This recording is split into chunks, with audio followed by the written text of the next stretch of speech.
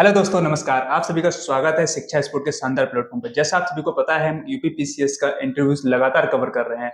आज हमारे साथ हैं UPPCS topper rank 5 proper SDM. तो चलिए मिलाते हैं सर से और जानते हैं उनकी जर्नी के बारे में, उनकी स्ट्रगल लाइफ के बारे में।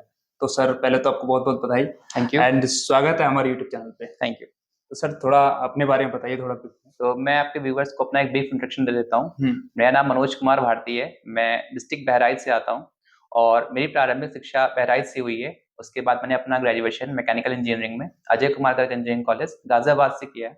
और 19 में पास आउट होने के बाद मैंने लगभग 3 साल दिल्ली में रहकर तैयारी की है। और 2022 बैच में मेरा selection as a district employment officer हुआ था। और 2023 बैच यूपीसीएस में मेरा सिलेक्शन एज ए एसडीएम पद पर हुआ है। Okay sir. तो सर, ये आपका अटेम्प्ट कौन सा था ये यूपीपीसीएस? यूपीसीएस मेरा 4th अटेम्प्ट था और मेरी सेकंड जॉब है। सेकंड जॉब है। इसके अलावा यूपीएससी में भी ट्राई किया है? हाँ, यूपीएससी में मैंने एक इंटरव्यू दिया है 2021 में। ओके। और 2 मेंस लगभग दिए मैंने। और अभी मैं ट्राई कर रहा हूँ। ओके, तो गाइस, आपको ये वीडियो बहुत ही ज्यादा वैल्यूबल होने वाली है, क्योंकि सर ने यूपीपीसीएस क्रैक तो किया ही है, लेकिन साथ ही साथ यूपीएससी का इंटरव्यू तक पहुंचे हैं। तो दोनों के लिए काफी फायदेमंद होने वाला है। तो वीडियो में बने रहिए और वीडियो को लाइक करते रहिए। तो सर, थोड़ा आप बताइए, जैसे आपका रिजल्ट आया था, तो क्या आपकी फीलिंग थी उस टाइम पे? क्योंकि उससे पहले आपका चयन हो चुका था, फिर आपने देखा कि मेरा एसडीएम की पोस्ट पर चयन हुआ है। फिर क्या फीलिंग थी? तो जैसे कि मैंने अपना रिजल्ट खुद नहीं देखा था, मेरे एक फ्रेंड के द्वारा पता चला कि रिजल्ट आ चुका है। तो उन्होंने बोला कि आप चेक कर लीजिए, आपका एसडीएम पद पर चयन हो गया है, आपकी रैंक 5th आई है ऑल यूपी। तो मैंने पहले बिलीव नहीं किया, मुझे लगा मजाक कर रहे हैं। तो मैंने फिर आप खुद खुद चेक किया पीडीएफ को, तो मुझे हाँ दिखा। फिर मैंने कई लोग से क्रॉस चेक करवाया, क्योंकि जैसे उस समय आप उस रश में होते हो कि आपको समझ में नहीं आता कि ये सही लिखा है गलत लिखा हुआ है।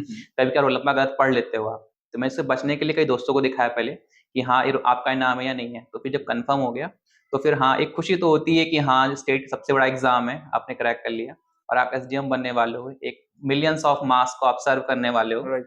हाँ, तो आपकी फैमिली भी काफी खुश होती है, आप भी खुश होते हो। और आपको सेटिस्फाई हो जाते हो कि जो आपने मेहनत की थी कई सालों तक, पसीना बहाया, खून बहाया है, वो आपका एक फलीभूत हो गया है।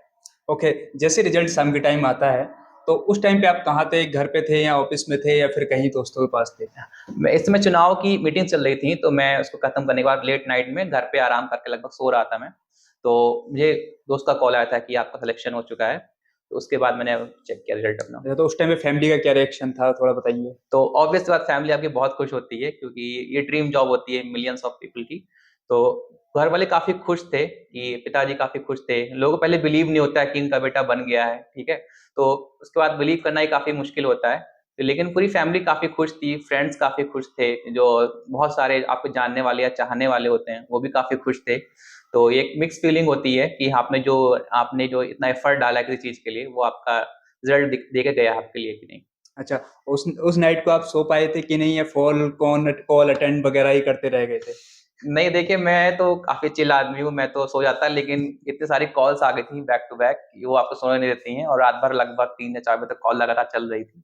और नेक्स्ट डे कोई आपसे मिलने आता है, कोई आपसे कॉल करता है। तो डिस्टर्ब तो इंसान रहता ही है, लेकिन ये एक अच्छी डिस्टर्बेंस है जो हर इंसान चाहता है। Okay sir. तो क्या चीज ऐसा देखा आपने, ऐसा देखने को मिला कि लाइफ एकदम चेंज हो गई? क्या बदलाव ऐसा आपको देखने को मिला रिजल्ट आने के बाद? हाँ, आप एक फोकल पॉइंट बन जाते हो सबके। जैसे कि मैं अपने घर पे गया था रिजल्ट के बाद, तो हमारे मिनिस्टर जो हैं या विधायक जी हैं या हमारे शहर का एसडीएम है या डीएम है, तो वो आपसे मिलने आते हैं, आपके घर पे आते हैं, ठीक है। और आपसे टाइम मानते हैं कि कितने बजे आपसे मिलने आए। तो काफी अच्छा लगता है कि इतने सम्मानित लोग आपको कुछ वैल्यू दे रहे हैं। तो ऐसा लगता है कि हाँ हमने कोई ऐसा कुछ किया है कि वो आपको इतना सम्मान दे रहे हैं, आपसे मिलने आ रहे हैं। मेरे फैमिली को हमारे डीएम साहब ने बुलाया था कि सम्मानित करने के लिए। तो मैं तो यहाँ अलीगढ़ में एज ए जॉब में था, लेकिन मेरे पापा मम्मी को बाकायदा प्रॉपर गाड़ी आती है लेने, डीएम साहब भेजते हैं और उनको लेके जाते हैं, सम्मानित करते हैं और फिर वापस छोड़ने जाते हैं। तो ये एक प्राउड मूवमेंट होता है, जब आपके आपके कारण आपके फैमिली को सम्मान मिल रहा होता है। राइट। तो ये हर बच्चे का ड्रीम होता है। तो ये काफी अच्छा लगता है। Okay sir. तो सर, बात करें अब आपकी प्रीलिम्स की स्ट्रेटजी को लेकर, यूपीपीसीएस और यूपीएससी को लेकर, तो आपकी क्या स्ट्रेटजी थी और कैसे बैलेंस बनाया आपने? साथ में यूपीएससी भी दे रहे थे और यूपीपीसीएस भी दे रहे थे, बैलेंस कैसे बनाया पहले इस वक्त? तो 2-3 साल से देखिए ये हो रहा है कि जो आपका यूपीएससी का सिलेबस है और यूपीपीसीएस का सिलेबस है, वो लगभग एग्जैक्ट सेम कर दिया गया है, ठीक है। आप ऑप्शनल हटा दिया गया, वो बात अलग है, लेकिन लगभग लगभग आपका कोर्स सेम ही है। और जो आपका जो स्टैटिक सब्जेक्ट्स हैं, पॉलिटी हो गया, इकोनॉमी हो गया, एंशियंट मिडिवल हो गया, कल्चर हो गया, ये लगभग एग्जैक्ट सेम है। आपका थोड़ा डिफरेंस आता है आपके यूपीसीएस के जो फैक्चुअल क्वेश्चंस आते हैं या यूपी स्पेसिफिक क्वेश्चंस आते हैं। तो अगर इनको आप स्टैटिक के अलावा अच्छे से कर लो, तो आपका दोनों का बैलेंस चलता रहेगा, आपका स्टैटिक से आपका यूपीएससी भी कवर होता रहेगा, और जो आपने रैंडम क्वेश्चंस के एक फैक्ट शीट तैयार करके या आप यूपी का पढ़ के जाते हो, उसका आपका पीसी भी तैयार होता जाएगा। तो इससे आप दोनों में बैलेंस बना के चल सकते हो। स्पेशल प्रीलिम्स की बात करें, रिसोर्सेज को फॉलो करें जो कि सिलेक्शन तक मदद करें। हाँ, देखिए रिसोर्सेज़ तो आपके कम से कम होने ही चाहिए, जो स्टैंडर्ड बुक्स हैं जैसे कि लक्ष्मीकांत है, या हम बुक्स का नाम ले ही चुके हैं पहले ही, तो उन्हीं बुक्स को बार-बार पढ़ना चाहिए आपको, उनके आपको शॉर्ट नोट्स बनाने चाहिए। ऐसा नहीं है कि बस बुक से डायरेक्ट पढ़ लिया, उसी को हाइलाइट कर दिया, उसी को रंग दिया पूरा हुँ, लाइन से, ऐसा नहीं करना है। उसके शॉर्ट नोट्स बनाने हैं आपको, अपनी भाषा में बनाने हैं, जिससे कि आप आराम से समझ सको। क्योंकि प्रीलिम्स के टाइम पे इतना दिमाग में प्रेशर होता है, आप मोटी-मोटी किताबें रिवाइज़ नहीं कर सकते हो, पढ़ नहीं सकते हो। तो ओके जो सर। अगर आप सेल्फ नोट्स बना के रखते हो, तो आपको रिवाइज़ करने में काफ़ी आसानी होती है। और उसके बाद आपको मॉक टेस्ट पेपर लगाने चाहिए बहुत सारे, जितने आप लगा सकते हो मैक्सिमम। मॉक पेपर से क्या होता है, आपको अपनी गलतियाँ मालूम चल जाती हैं कि आप कहाँ गलतियाँ कर रहे हो, आपकी स्पीड क्या है, आपकी एफिशिएंसी क्या है, एक्यूरेसी कैसी है, ये चीज़ें आप जान पाते हो मॉक लगाने के बाद। तो ये स्ट्रैटेजीज़ मेरे लिए कुछ काम कर गई। Okay sir. सर यहाँ पे बात करें, एक बार कन्फर्म कर दीजिए, आपने कोचिंग ली पहले या फिर कोई मेंटर से अपने कोई मेंटरशिप ली अपने? हाँ, मैंने कोचिंग कोई भी नहीं ली है, मैं ये क्लियर करना चाहूँगा। मैंने गाइडेंस ली है कई लोगों से, अपने फ्रेंड्स से या फिर कई सिलेक्टेड दोस्त हैं मेरे, उनसे पूछ के या फिर खुद रिसर्च करके मैंने एक काइंड ऑफ गाइडेंस ली है, पर मैंने कोई पर्टिकुलर किसी कोचिंग इंस्टीट्यूट से कोचिंग नहीं ली है।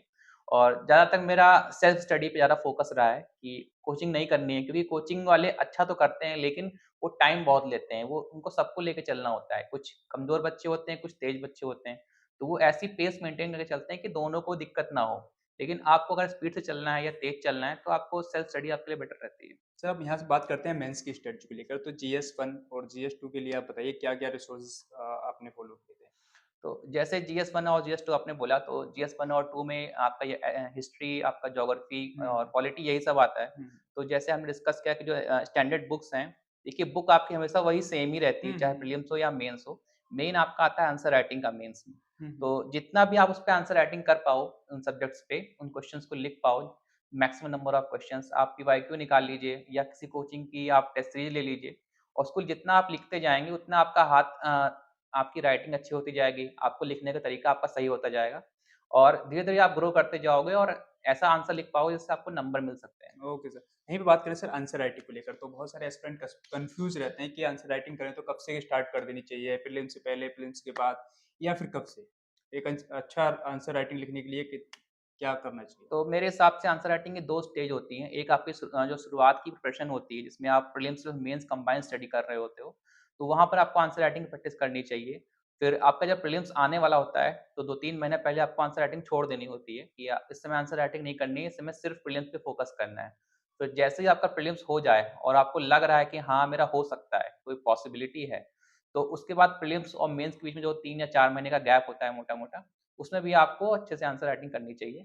तो आपको काफ़ी बेनिफिशियल रहेगी। बात करें आपके जो 5-6 पेपर थे अभी इंक्लूड हुए थे अभी लास्ट टाइम, आपने उनको फेस किया है। तो 5-6 के लिए आपके क्या रिसोर्सेज़ थे? क्योंकि मार्केट में जो मटेरियल था बहुत ही कम था, तो आपने उसको कैसे कलेक्ट किया था? हाँ, जैसे कि आपने बताया कि जो इस बार नया-नया ऐड हुआ है जीएस 5 एंड 6 ऑप्शनल को हटा के लाया गया है। तो जल्दीबाज़ी में कोचिंग वाले भी इस पे नोट्स नहीं बना पाए या फिर हम भी प्रिपेयर नहीं कर पाए थे, क्योंकि काफ़ी जल्दी आया था। तो मैंने क्या किया था कि जो मार्केट में कुछ बुक्स अवेलेबल थी, फिर उनमें बहुत सारी गलतियाँ थी, क्योंकि जल्दीबाज़ी में बुक बनाई गई थी, बहुत जल्दी ला दिया गया था।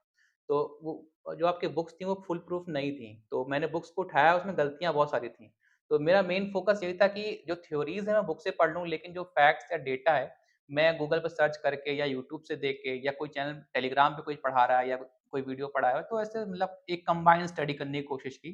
किसी एक सोर्स पे रिलाई नहीं रहा मैं डिफरेंट सोर्सेज़ को यूज़ किया था। Okay sir. सर लास्ट में एक मैसेज क्या देना चाहेंगे जो कि 2024 और 2024 के जो यूपी पीसीएस और यूपीएससी के दोनों एस्पिरेंट इसमें जो अपीयर हो रहे हैं, उनके लिए आपका क्या मैसेज रहेगा? जो भी बच्चे अपीयर होना चाहते हैं, उनको मतलब अब बोलूँगा ऑल द बेस्ट, आप अच्छे से अपीयर हो रहे हैं एग्ज़ाम के लिए, अच्छे से कॉन्फिडेंस से पेपर दीजिए और किसी के बहकावे में मत आइए कि ये किताब पढ़ने से हो जाएगा। जो आपके स्टैंडर्ड सोर्सेज़ हैं, उन्हीं पे स्टिक रहना है आपको, लगातार स्टिक रहना है।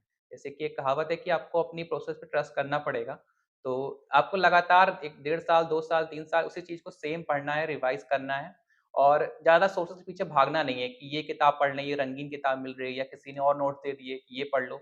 ऐसा नहीं करना है, अपने सोर्सेज़ को लिमिटेड रखना है, बार-बार पढ़ना है, टेस्ट पेपर लगाना है और गलतियों को इम्प्रूव करना है और आप एक दिन ज़रूर सफल हो पाएँगे। ओके, थैंक यू सर, अपनी संघर्ष की कहानी को हमारे साथ साझा किया थैंक यू। और ऑल द बेस्ट। थैंक